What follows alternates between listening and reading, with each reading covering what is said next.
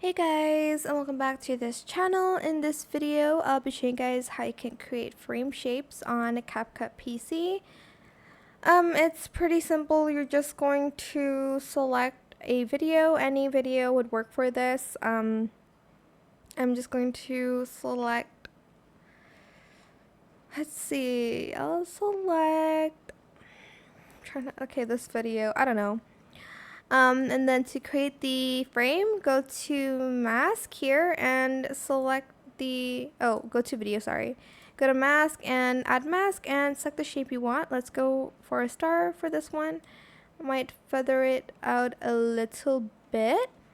And then I'm just going to right click, create compound clip again, add another mask, select the star and select reverse to create a frame. Then you can add any videos underneath if you'd like to. But that is pretty much it, really. Super simple. I hope this tutorial was helpful for you guys. Don't forget to like, comment, share, and also subscribe to this channel if you haven't done that already. If you have any more questions about this video, just leave it in the comment section down below. I will try my best to answer them all for you guys. And if you found this video helpful, please click the thanks button as well. That is it for this video. Thank you so much for watching. Bye!